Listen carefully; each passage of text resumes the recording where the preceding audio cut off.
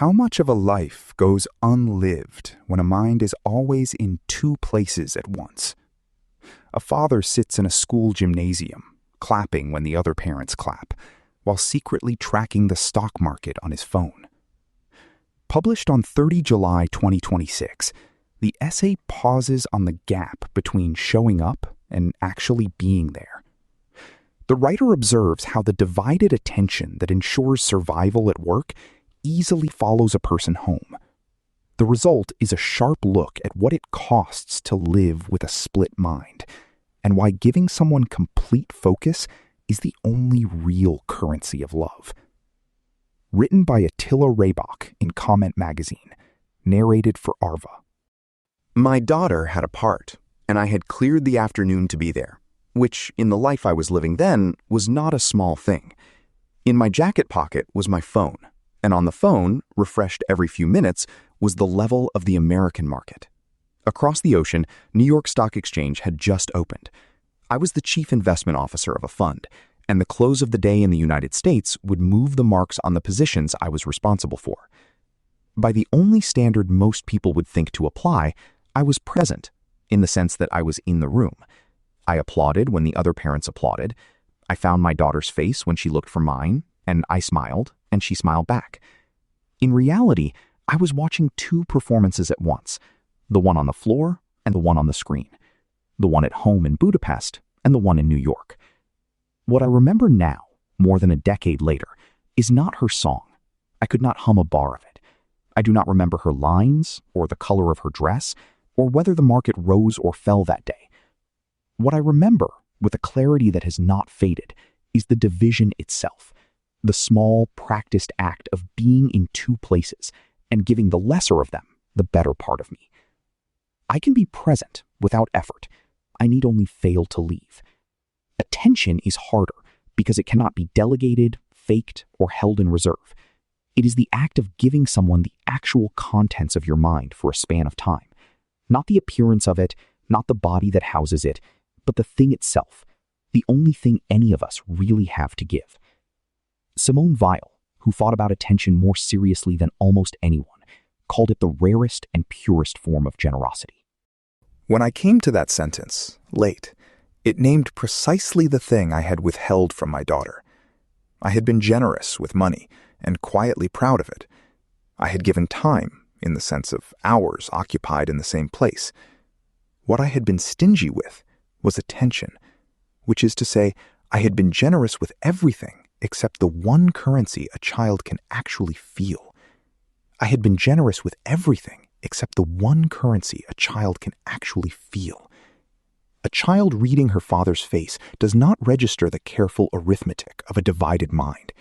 She registers only the result, that some part of him is elsewhere, and that the elsewhere has won. The work I did rewarded divided attention, lavishly. An allocator who can hold 6 things in mind at once, who never sinks so far into any single problem that the others slip from view, who keeps one eye always on the screen, that person survives. Total absorption is a luxury that markets do not permit, because the thing you are absorbed in is rarely the thing about to hurt you. So you train yourself over the years to attend partially, to keep the channels open. You learn to be in the meeting and in the market at once, and you are praised for it, promoted for it, until eventually you can no longer tell you are doing it at all. It becomes the shape of your mind. The trouble is that this shape does not stay confined to the office. It is not a suit you can take off at the door. The habit of partial attention, so useful among screens, comes home with you and sits at the dinner table and attends the school ceremony. You bring to the people you love the same divided mind you brought to your positions, and because it served you so well in one place, you do not notice that in the other, it is quietly impoverishing everything it touches. This is why I distrust the easy story in which the bad father is the absent one.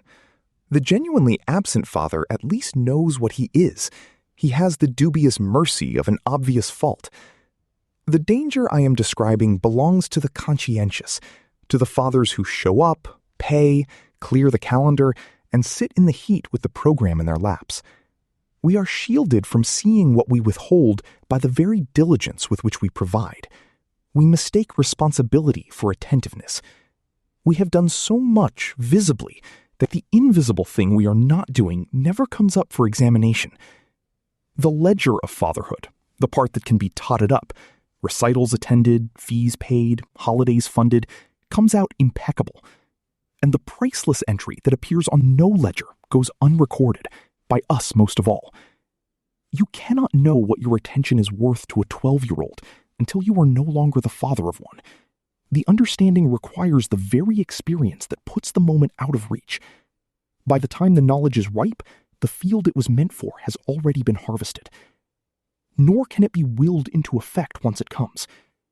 The father who, having understood all this, sits at the next ceremony, grimly determined to be present, is not attending to his daughter.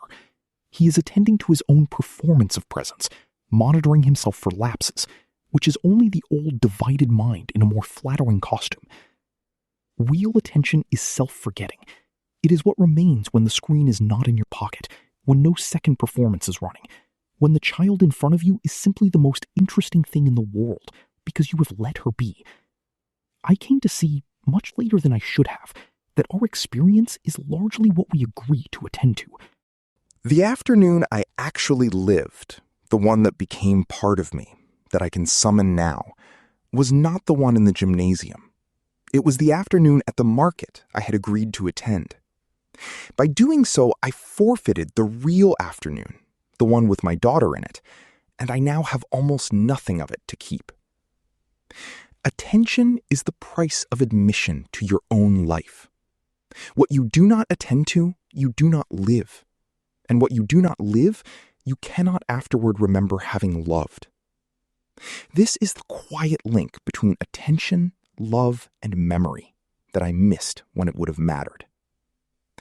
We tell children we love them, and we mean it. But love is not only a feeling we report, it is a thing we do.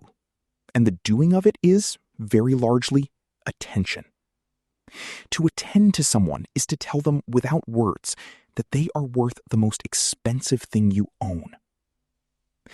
Attention is the price of admission to your own life. What you do not attend to, you do not live. And what you do not live, you cannot afterward remember having loved. That exit matters, because the understanding that came too late for the gymnasium did not come too late for everything. This is what I would most want a younger version of myself to hear, except that he could not have heard it, which is the whole point. My daughter is grown now. The 12-year-old in that gymnasium is beyond my reach. That performance is over, and no quality of attention I can summon will let me back into that warm afternoon to sit beside myself and watch her properly. That door is shut, as every door behind us is. But she still reaches toward me in the grown-up ways that grown children do, and the lesson I learned too late has not so much been wasted as changed addresses. She called not long ago on an ordinary weekday evening, about nothing in particular.